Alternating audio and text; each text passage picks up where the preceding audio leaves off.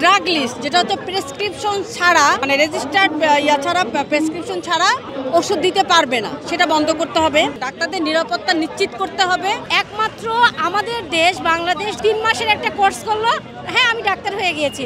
6 মাসের একটা কোর্স, আমি ডক্টর হয়ে গেছি। কি হবে? 2 মাস 3 মাসের কোর্স নিয়ে ডক্টর হবে, একটা ভুলভাল করে চিকিৎসা দিবে, বুঝবে না, 1000টা ওষুধ লিখবে, রোগীরা কি হবে? সাফারার হবে। আমরা 5টা দাবি একসাথে পূরণ হবে, আমরা এটাই চাই। আগে পরে বলো কত কথা নেই। আমাদের 5 দফা দাবির একটা পূরণ হলো, 4টা বাকি আছে। 4টা যতক্ষণ না পূরণ হবে আমরা আজকে বাসায় ফিরবো না।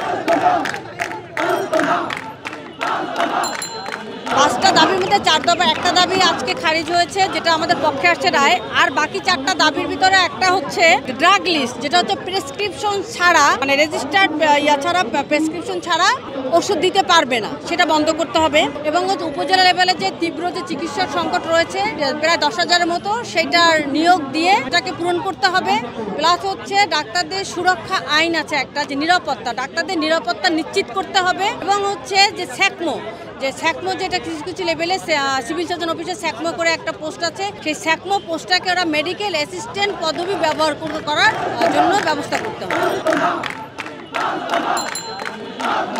যে ন্যাশনাল স্টিয়ারিং ফোরামে যে ডাক্তার যারা আছে ওরা সচিবালয়ে যাবে, স্বাস্থ্যের কথা বলবে, সেই কথা বলার পরে তার নির্ভর করে পরবর্তী পদক্ষেপ।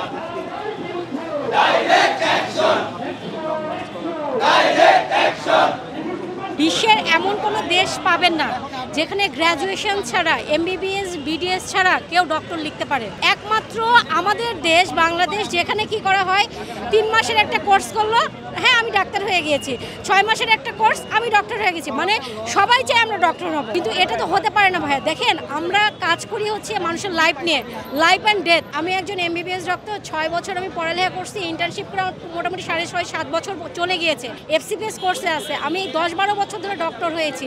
আর একজন আপনার কাছে আসলে বললো, ভাই আমি 3 মাস পড়েছি, আমাকে আপনি ডক্টর বানান, আপনি কি ওনার কাছ থেকে ট্রিটমেন্ট নেবেন? কখনোই নেবেন না। যেটা লিগাল সেই জিনিসটা আপনাকে এটা অবশ্যই প্রতিষ্ঠিত করতে হবে। আমরা চাই না যে আমাদের স্বাস্থ্য সেক্টর যে ঝুঁকির মুখে আছে এখান থেকে ব্যাক করুক, কাম ব্যাক করুক। কিন্তু আপনারা যদি এইভাবে নিয়ে যান, এই যে ভুল চিকিৎসা, অপচিকিৎসা, এটা সেটা এগুলো হতেই থাকবে।